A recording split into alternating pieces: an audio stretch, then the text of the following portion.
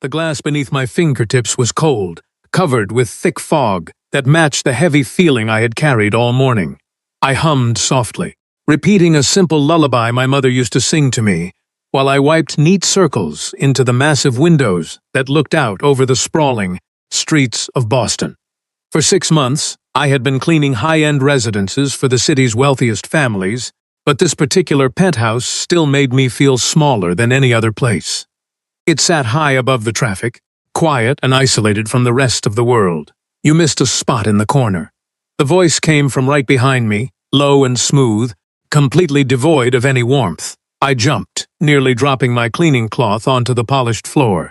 I turned around quickly, my heart hammering against my ribs. I had not heard him enter the room at all. Nobody ever did, Mr. Caspian Cross moved like a literal shadow through the hallways of his own home, appearing without a single sound and disappearing just as fast when he lost interest. "I am sorry, sir," I whispered, immediately turning back to scrub harder at a perfectly clean section of the glass panel. My reflection in the window showed a pale face framed by dark hair that was messy and slipping out of its hair tie. Behind my reflection, his silhouette stood tall and imposing. His hair was stark white, falling neatly around his face, and his skin was unnervingly pale, almost like carved marble under the dim lights. He wore a dark suit that probably cost more than my entire yearly rent. "That melody you were humming, what is it?" He took a slow step closer to where I stood. He came near enough that I could smell his scent, something cold and clean that reminded me of pine trees and winter air. I swallowed hard, keeping my eyes fixed firmly on the glass instead of looking directly at his pale face. "It is just a song my grandmother taught my mother, and my mother taught me. I can stop right now if it bothers you, sir." "I never said it bothered me," Caspian replied, his dark eyes tracking the movement of my cloth. The other cleaners who had worked here before me had all quit within weeks, warning me about him in hurried whispers.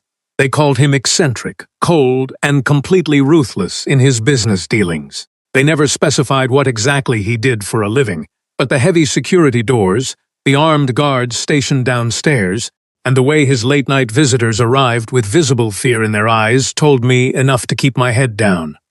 "Chloe," he said my name slowly, as if he were testing the sound of it on his tongue. "When you finish with these windows, my private study needs to be cleaned thoroughly." I nodded quickly, still keeping my gaze focused on the floor, near his expensive leather shoes. "Yes, sir, I will do that next." He turned away without another word, moving with an effortless grace that felt entirely unnatural. He left behind nothing but the cold air and the frantic beating of my heart.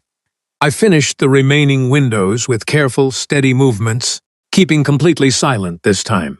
The penthouse was strangely quiet most days, lacking the usual sounds of televisions or music that filled other homes. Mr. Cross rarely had guests over during the daytime, and the heavy velvet curtains were almost always drawn tight to block out the sunlight. This place felt less like a luxury home and more like a private fortress where he hid from the rest of the city. When I reached the heavy oak doors of his study, I knocked softly, even though I knew the room was supposed to be empty. He never remained in the rooms while they were being cleaned, a strict rule that his head of security, Garrick, had explained to me on my very first day. "Mr. Cross values his absolute privacy," Garrick had said, his hand resting near his jacket where a holster was hidden. "Clean only what you are told to clean, and do not touch his personal papers." The study was dark and perfectly organized, with rows of leather books lining the high walls from floor to ceiling. There was not a single speck of dust on the mahogany desk, and no papers were left scattered about. I moved silently across the thick carpet, dusting the shelves and trying to finish my work as quickly as possible. This room always made me feel like I was entering a secret vault, dangerous and cold. I was reaching for a small silver tray on the side table when I heard the heavy door click shut behind me. I spun around, my breath catching in my throat as I found myself face to face with Mr. Cross. He had broken his own rule by entering while I was still working. "Sir, I am sorry," I said, stepping back until my lower back hit the edge of the desk. "I did not mean to stay in here so long." "Hum the song again," he said, his voice quiet but carrying a weight that made it impossible to ignore. He leaned his back against the closed door, blocking the only exit from the room. The study suddenly felt much smaller, and the air between us grew cold and heavy. I clutched my dusting cloth tightly against my chest like a shield. "I do not really sing in front of people, sir," I murmured, looking down at his pale hands. "Your humming was loud enough to carry down the hallway," Caspian noted, his dark eyes narrowing slightly as he watched me. "I was just passing the time," I replied, biting my lip immediately after speaking back to him. To my surprise, the corner of his mouth twitched upward in the slight ghost of a smile. "You are frightened of me, yet you still argue." My hands began to tremble, and I set the cleaning spray down before I could drop it. "I should leave you to your work, sir. Sing the verses for me, and you may leave for the day," he said, his gaze remaining fixed on my face. I stared at him, trying to understand what the wealthy owner of a shipping empire wanted with an old family lullaby. The women who occasionally appeared in the society papers on his arm were all elegant models and wealthy socialites, discarded within a few weeks. None of them ever lasted, and none of them seemed to matter to him. Now he was standing in his dark study, demanding a song from his cleaning girl. I took a shaky breath, closing my eyes for a brief second to find my voice. I began to sing the soft melody, the old words flowing from my memory just as my grandmother used to sing them in her kitchen. The language was old and unfamiliar, a regional dialect from a distant European valley that I did not fully understand. I only knew the rise and fall of the notes, the sad sweetness of the tune. As the last note faded into the quiet room, Caspian's expression changed completely. Something sharp flickered behind his cold eyes, and his pale skin seemed almost translucent in the dim light. "Where did you learn those exact words?" he asked, his voice rougher than before. "My grandmother," I answered, holding my breath. "She came to America when she was a young girl." "What was her full name?" "Rosamond Vance," I said. A dark look passed over his face, cold and dangerous. "You may go now, Chloe. Return tomorrow at your usual hour."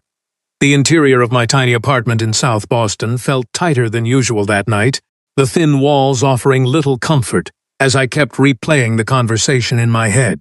Every survival instinct I had was telling me to walk away from the penthouse and never go back. But walking away meant losing the income that paid our rent and bought the specialized medicine for my younger brother, Leo. At 17, his weak lungs kept him confined to the apartment, and his treatments cost more than I could ever earn elsewhere. My phone rang loudly on the kitchen counter at exactly 11:47 that night, the unknown number glowing brightly in the dark room. "Hello?" I answered, my voice cautious as I held the receiver to my ear. "Miss Vance," a flat voice spoke from the other end. It was Garrick, the head of security. "Your presence is required tomorrow evening for a private gathering at the master's estate outside the city. A car will arrive to collect you at 7 o'clock. "I do not work evening events," I protested, my grip tightening on the phone. "I am only contracted to clean the downtown penthouse during the day." "This is not a voluntary request," Garrick replied, his tone completely expressionless. "The master specifically asked for you. A dress has been prepared." The line went dead before I could say another word. I immediately called my supervisor at the cleaning agency, my hands shaking so badly I almost dropped the phone. "Chloe, this is an incredible opportunity for you," my supervisor said, her voice sounding relieved on the line. "Mr. Cross has dismissed 4 different cleaners this year alone. If he is requesting you for his private estate, it means he trusts your work." "But I am a cleaner, not a hostess," I argued. The agency supervisor sighed softly. "Listen to me. These private evening events pay 3 times your standard daily rate. 1 single night of work there will cover your brother's medical refills for the next 3 months." After we hung up, I sat on the edge of my mattress and stared at the cracked plaster on the wall. 3 times the normal rate meant Leo could get his treatment without me worrying about the eviction notice on our door. I could not afford to say no to that kind of money, no matter how much Mr. Cross frightened me. The entire next day passed in a blur of intense anxiety as I tried to keep Leo comfortable and prepare myself for the evening ahead. At precisely 7 o'clock, a sleek black sedan with heavily tinted windows pulled up to the curb outside my building. The driver was a tall man in a dark suit who stood silently by the door, opening it for me without speaking a single word. The car moved quickly through the city traffic, eventually leaving the highway and driving deep into the wooded hills outside Boston. We passed through a massive iron gate guarded by private security personnel before winding up a long, dark driveway lined with ancient pine trees. Garrick met me at the wide stone entrance of the mansion, his face as unreadable as it always was at the penthouse. "You are not here to handle the cleaning supplies tonight, Miss Vance," he said, guiding me through a grand hallway lined with marble pillars. "The master requires you to sing those specific songs for his guests. Follow me to the dressing room." I looked around in disbelief. The mansion was vast, lit by dim chandeliers that cast long shadows across the expensive artwork on the walls. Dozens of elegant guests were already moving through the main ballroom, holding crystal glasses filled with a dark red liquid. They were all dressed in formal attire, their skin uniformly pale, and their movements fluid and silent. I felt completely out of place in my simple shoes, acutely aware of how different I was from these wealthy, cold people. Garrick led me into a small room off the main hall and told me to wait until Mr. Cross arrived. The door opened after a few minutes, and Caspian entered the room, looking impossibly elegant in a tailored black tuxedo. His white hair caught the light of the single lamp, and his sharp jawline seemed even more pronounced in the shadows. Up close, I noticed a faint, thin scar running along his right cheekbone, a pale line that only made his cold appearance more striking. "Chloe," he said, his dark eyes looking down at me. "You came. Did I really have a choice in the matter, sir?" The words slipped out before I could stop myself, my nerves getting the better of me. The slight ghost of a smile appeared on his face again. "We always have choices, Chloe. Some are simply more difficult to live with than others." He walked over to a small table and picked up a velvet box, opening it to reveal a heavy necklace of deep blue sapphires that sparkled like stars in the dim room. "Your appearance must match the nature of this evening," Caspian said, stepping behind me before I could move away. I felt the cold air follow him, and then his pale fingers brushed against the skin of my neck as he fastened the heavy stones around my throat. His touch was shockingly cold, like ice against my skin, causing an involuntary shiver to run down my spine. "Tonight, you sing the lullaby and the 2 other melodies your grandmother preserved. Speak to no one else." "Why me?" I asked, turning around to face him, my hand flying up to touch the cold gems at my throat. "There are professional singers you could hire for a party like this. Because when you sing those specific notes, you bring something back to this house that has been missing for a very long time," he murmured, his gaze dropping to my lips. There was a strange intensity in his voice, a quiet hunger that had nothing to do with the music itself. "My grandmother used to tell me that some secrets are better left buried in the past," I whispered, stepping back from his cold presence. His laugh was low and entirely devoid of amusement. "Your grandmother was a wise woman, Chloe, but some secrets refuse to stay hidden.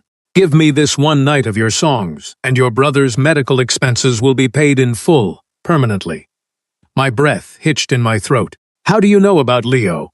"I make it my business to know everything about the people who enter my employment," Caspian replied, his pale thumb reaching out to brush lightly against my lower lip. His skin was freezing, yet the gesture felt strangely intimate. "Do we have an agreement, Chloe?" I was terrified of him, yet beneath that fear, a desperate curiosity was beginning to take root. "We have an agreement," I said quietly. "Good," he offered his arm. "Remember, you are under my care tonight." The large ballroom fell completely silent the moment I stepped up next to the grand piano. I closed my eyes, trying to block out the hundreds of cold, staring eyes, and let the old melody fill the wide space.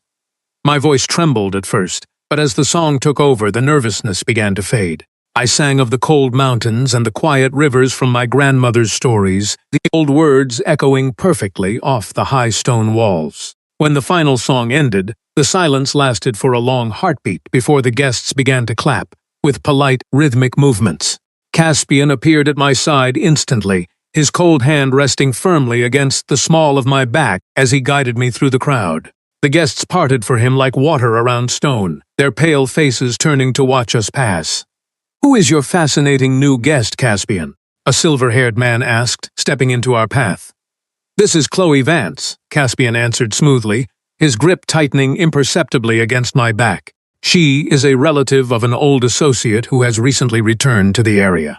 The lie was told so effortlessly that it made me wonder how many truths he hid from the world. The older man, whose name was Lawrence Montgomery, narrowed his sharp eyes as he looked down at me, evaluating my face with a sudden, intense interest. "Vance from the Northern Valley, perhaps?"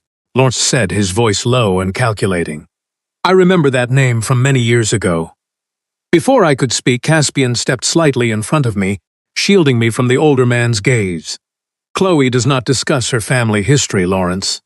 Surely you respect the privacy of my house." The warning in Caspian's tone was sharp enough to cut the air between them.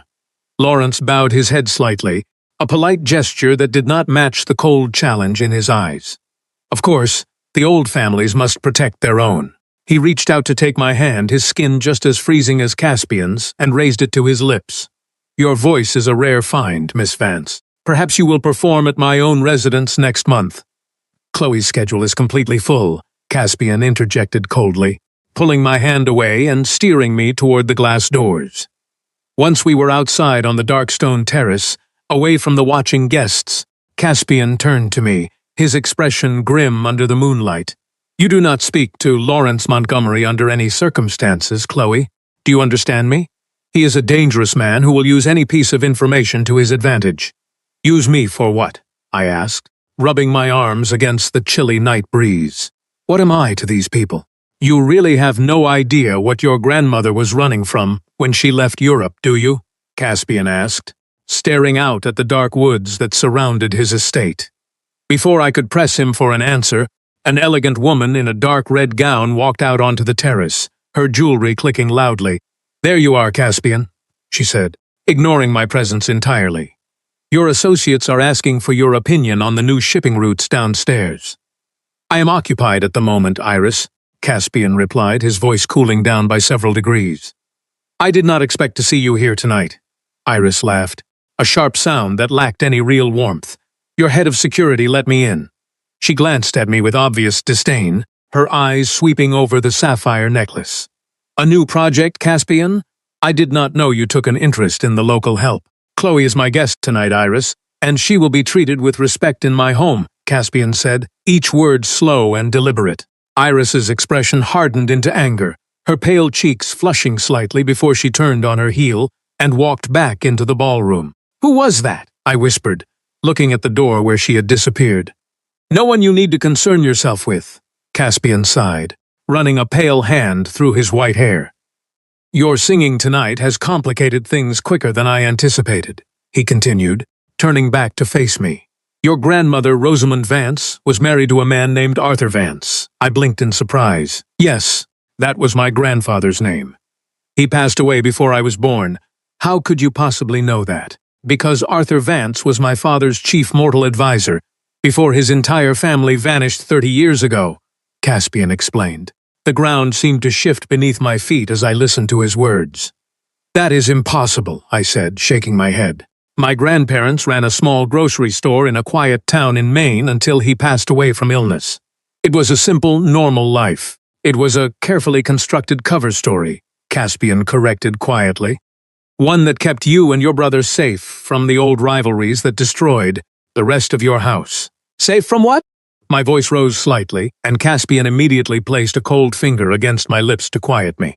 "Not here," he cautioned, looking back toward the ballroom windows. "This changes everything, Chloe. You cannot return to your downtown apartment tonight. It is no longer safe for you or your brother." Fear shot through me, cold and sharp. "What are you talking about?" "I have to go home to Leo. He needs his medicine." "Garrick has already gone to collect your brother and his medical equipment," Caspian said, his tone leaving absolutely no room for argument. "Lawrence Montgomery saw you tonight, and he heard your song. If you are indeed the last living descendant of Arthur Vance, your life is in immediate danger from his faction."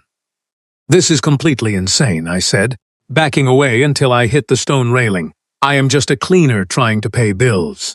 The only mistake was your grandmother believing she could hide your bloodline forever," Caspian said, stepping closer until he completely blocked out the light from the ballroom. The Rosamond Vance, from my father's records, had a distinct mark, a small crescent moon shape behind her right ear. My hand flew instinctively to the exact spot behind my own ear, where a small birthmark sat hidden, beneath my dark hair. Caspian's dark eyes grew deep as he watched my movement. "So it is true," he whispered. "This is crazy," I said, tears threatening to spill over my eyelashes. You cannot just take me and my brother because of some old grudge that happened before I was even born. I am not taking you captive, Chloe, he said, his voice surprisingly soft as his pale fingers brushed against my cheek. I am trying to keep you alive. Why should I trust a man who has been keeping secrets from me since the day I started cleaning his floors? I asked, my voice trembling. Your grandmother never told you the truth about why she fled across the ocean, did she? Caspian asked. She left because her family's estate was destroyed by Lawrence's father. My father managed to smuggle them out of the country, giving them new names to protect them. My knees felt weak, and I had to hold onto the stone railing to keep from falling. Tomorrow, I will show you the documents in my study, Caspian promised, his cold hands coming to rest gently on my shoulders. Tonight, you must trust me to keep you safe. A sudden movement at the edge of the dark garden caught my eye, a shadow moving quickly through the trees. Caspian noticed my distraction and instantly shifted his body to shield mine. Garrick, Caspian called out softly into the darkness. The head of security appeared from the shadows near the terrace steps. Bring the car around to the back entrance immediately. We are leaving for the hidden estate. What about the guests inside? Garrick asked. Tell them an urgent matter required my attention, Caspian ordered, wrapping a cold but steady arm around my waist to guide me down the stone steps. I need to get our personal belongings from the apartment. I protested weakly as we hurried down a dark gravel path away from the main mansion. My brother's medical charts and his backup inhalers are all there. Give the address to Garrick, Caspian replied as he opened the door to a large, black SUV that sat waiting in the shadows. He will handle everything. Nothing in that apartment is worth risking your life for tonight. Everything was moving much too fast for me to process.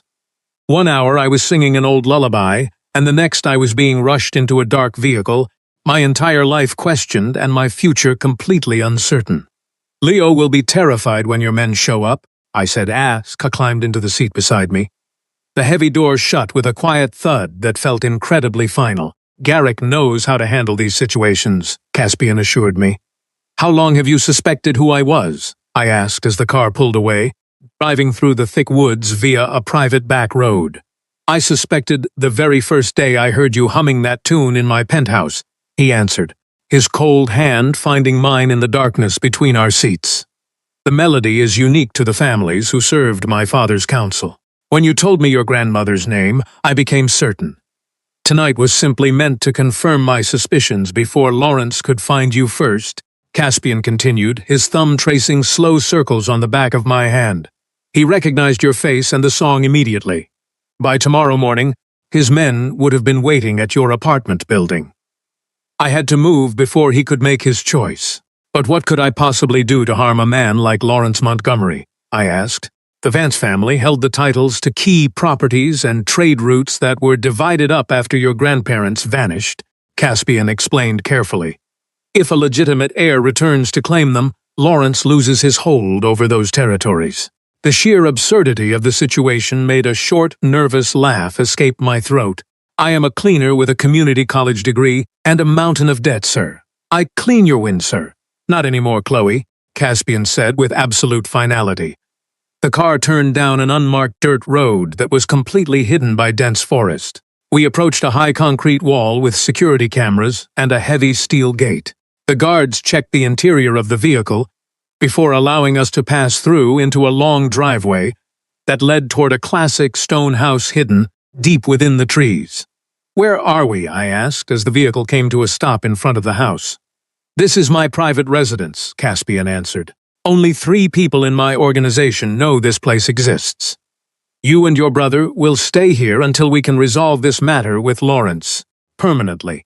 And how do we do that? I asked, fearing the answer. Caspian did not reply, simply stepping out of the car to help me down. An elderly woman was waiting for us at the front door, her stern face softening slightly when she saw Caspian. You are late, she said in a crisp accent. The young man arrived 20 minutes ago. He was quite distressed by the sudden move. Leo is here? I pushed past Caspian and ran into the warm hallway. Where is he, Martha? He is resting in the bedroom at the end of the hall, she replied. I found Leo sitting up in a large, comfortable bed, his breathing treatment already set up neatly, on the nightstand next to his favorite pillow. He looked up when I burst into the room, his pale face instantly lighting up with relief. "Chloe, this place is incredible," he said, gesturing around the wide bedroom. "The security guy explained that someone was looking for us and brought us here to keep us safe." "Are you completely okay, Leo?" I asked, sitting on the edge of his bed and checking his forehead for fever. "I was scared at first," he admitted, "but they brought all my medicine and even knew the exact settings for my machine. The old lady, Martha, made me hot tea and said she used to know our grandmother when they were young girls." My head snapped up in surprise. "She told you that?" "Yeah," Leo nodded. "She said Nona was the strongest woman she ever met." "Did you know about any of this old family history, Chloe?" "No. I am still trying to make sense of it myself," I answered, lowering my voice as I looked toward the open bedroom door. "We have to be careful here, Leo. We do not know these people or what they really expect from us now that we are here, Mr. Cross seemed very straightforward when he came in to check on me earlier," Leo mentioned, leaning back against his pillows.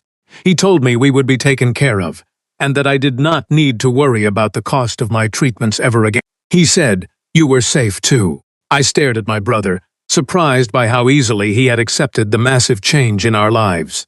"We cannot stay in this house forever, Leo," I whispered, my heart twisting with anxiety. "Why not?" he asked quietly. "Our old apartment was falling apart, and you were working yourself to death just to buy my inhalers. If these people want to protect us because of something our grandfather did for them long ago, maybe we should let them help us for once." Before I could answer, a guard knocked on the door. "Miss Vance, the master requests your presence in his study downstairs," the guard said politely. I squeezed Leo's hand before standing up. "Rest now," I told him. "I will be right back." I followed the guard back down the long hallway, trying to memorize the layout of the large house. There were security men stationed at every exit, all watching the windows with sharp, alert eyes. Caspian was standing by a roaring fireplace in his study, holding an old leather folder in his pale hands. He turned as I entered, his white hair catching the red glow of the flames. "Sit down, Chloe," he said, gesturing to a leather chair near the fire. "We need to discuss the choices you have ahead of you now that the truth is out." I sat on the very edge of the seat. "Inside this folder are the original documents my father kept in his private vault," Caspian said, placing the yellowed papers on the table between us. "They prove that Lawrence's father fabricated the evidence of treason against your grandfather to seize your family's assets." He showed me an old black-and-white photograph of a large family standing outside a stone villa. I recognized my grandmother immediately, young and smiling. "What do these old papers mean for me and Leo today?" I asked, my fingers brushing against the edge of the old photograph. "It means you have a legitimate claim to the properties and influence that Lawrence currently controls," Caspian explained, leaning forward. "You have 3 paths you can choose from now. First, we can create entirely new identities for you both and send you to a remote town where no one will ever find you. You would have financial support for life, but you could never contact anyone from your past again," he continued. "The second option is to formally renounce all claims to your family's legacy and remain under my permanent security here in Boston, living a quiet but restricted life." "And the third option?" I asked, looking directly into his deep, dark eyes. "The third path is to claim your birthright," Caspian said, his voice dropping to a low whisper. "Take your place as the rightful leader of your house's mortal allies. I would stand by you as your partner, combining our resources to remove Lawrence from power completely. You have more natural strength than you realize, Chloe. I have watched how you protect your brother. You belong in this world." "I need time to think about all of this," I said, standing up from the chair as my mind spun with the impossible choices before me. "Of course," Caspian replied, standing up with me. "Take the night to consider everything. But remember, whatever you choose, my promise to keep you and Leo safe remains unchanged. No one will harm you while I am still here to protect you." I spent the rest of the evening walking through the quiet gardens of the estate, the cool night air helping to clear my thoughts. When I returned inside, I found myself drawn to a small music room at the back of the house where a grand piano sat in the shadows. I sat down at the keys and began to play the lullaby again, listening to the way the notes echoed in the stillness. The third verse contains the hidden coordinates to the safety deposit box in Switzerland, where the original deeds are kept. Caspian's voice came from the doorway, startling me. He walked into the room slowly, his dark suit making him blend into the shadows. Your grandmother hid the family's most valuable secret, in a simple song she knew you would never forget. He sat down on the bench beside me, his cold shoulder brushing against mine. If you take the third path, Chloe, you will never have to clean another person's home or worry about your brother's survival again. You will have the power to protect your own bloodline. The proximity to him made my heart beat faster, the coldness of his skin contrasting with the intense warmth in his gaze. I want to take back what belongs to my family, I said quietly, meeting his eyes under the dim light of the music room. I am tired of running and being afraid of the future. I want to stand by you and claim my birthright. A look of genuine relief passed over his pale features, and his cold hand covered mine on the piano keys. You will not regret this choice, Chloe. I swear it. The quiet moment was suddenly shattered as Garrick burst into the music room, his face tense with urgency. Master, we have a security breach, he reported quickly. Lawrence's vehicles have just been spotted at the outer perimeter of the woods. They are heavily armed and moving toward the gates. Someone on our domestic staff leaked the coordinates of this house. Lock down the entire property immediately, Caspian ordered, his voice transforming instantly into a cold command that filled the room. Get Chloe and her brother down to the reinforced security room below the basement. Alert the perimeter guards to engage if the gates are breached. He turned to me, his hands coming to rest firmly on my shoulders. Go with Garrick now, Chloe. I cannot leave you to face them alone, I said, my fingers gripping the lapels of his suit jacket. This fight is because of me and my family's legacy. I am not going to hide in a bunker while your men risk their lives for my safety. Caspian's jaw clenched tightly. This is not a negotiation, Chloe. Lawrence is ruthless, and he will kill you the moment he gets the chance. If I am to lead my family's allies, I need to show them that I am not afraid, I argued, matching his fierce gaze with my own. A true leader does not cower in the dark while others bleed. Something shifted behind his cold eyes, a look of deep respect replacing his initial anger. You are incredibly stubborn, he muttered, but you are right. Come to the secondary command room with me. We hurried through the stone corridors to a secure room filled with monitors, displaying live feeds of the grounds outside. On the screens, I could see several dark SUVs ramming through the outer iron gates, gunfire erupting between the intruders and Caspian's security team. In the center of the room, Caspian stood calmly issuing rapid orders into his communication headset. A sharp beep signaled an incoming call on the main console. Master, Lawrence Montgomery is requesting a direct line, a technician reported. Put him through, Caspian commanded coldly. Lawrence's smooth voice filled the small room. This conflict does not need to end in destruction, Caspian. Hand over the Vance girl and the folder, and my men will pull back immediately. This is Chloe Vance. I spoke directly into the microphone before Caspian could respond, my voice loud and clear. I have the original documents proving your family's treachery, Mr. Montgomery. If anything happens to me or my brother tonight, those files will be sent to every major family leader in the city automatically. It was a complete bluff, but my tone was steady. A long silence followed on the other end of the line. What exactly do you want, girl? Lawrence asked, his tone dropping its smooth edge. We meet face to face at the old boathouse on the river. In 1 hour, I demanded. 3 guards each, no more. We settle the terms of my family's restoration peacefully, or your family's reputation is destroyed by midnight. Agreed, Lawrence replied before cutting the line. The meeting at the isolated boathouse was cold and thick with tension. Lawrence Montgomery sat across a wooden table from us, his sharp eyes darting between my face and Caspian's steady presence at my side. 2 armed guards stood behind each of us, their hands resting near their jackets. I laid the copy of the old photograph and a single page of the council records on the table between us. The original deeds and the proof of your father's fabrication are safe in a secure location, I said, keeping my hands perfectly still on the wooden surface. I am prepared to keep them private in exchange for the full restoration of my family's properties and a formal recognition of our standing. Lawrence stared at the papers for a long, quiet minute, his pale face unreadable. You have your grandfather's sharp mind, Miss Vance.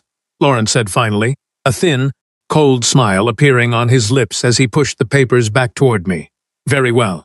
I will withdraw my claim to the Northern Valley properties and recognize your house's return. In exchange, the folder remains hidden from the council forever. We have a formal agreement. We returned to the estate just as the first light of dawn began to break over the tops of the pine trees. The tension that had held my body tight for the past 24 hours finally dissolved, leaving me exhausted but completely free. The DNA results were waiting on the study desk, confirming my bloodline beyond any doubt, but I did not need a paper to tell me who I was anymore. 6 months later, I stood on the wide stone terrace of my family's newly restored home, looking out at the morning sun reflecting off the quiet river below. The air was crisp and fresh, carrying the scent of early spring. Leo was sitting in the garden nearby, laughing as he talked with Martha, his health completely restored thanks to the resources we had finally reclaimed. I felt a familiar cold presence behind me, and then Caspian's long fingers gently wrapped around my hand, his white hair catching the bright morning light. "You look content, Chloe," he murmured, his dark eyes watching my face with a softness he only showed when we were alone. "I am," I replied, leaning my head against his shoulder. "We have rebuilt what was broken." Looking out over the bright landscape, I realized that the long journey from scrubbing windows to leading my family had not been about finding power, but about discovering the strength that had always lived inside me. The old lullaby was no longer a sad memory of a lost past, but a promise of a secure future we had built with our own hands. As Caspian pulled me closer against his side, I knew that whatever challenges lay ahead in this dangerous world, we would face them together as equals, our futures bound by a deep trust that would never be broken.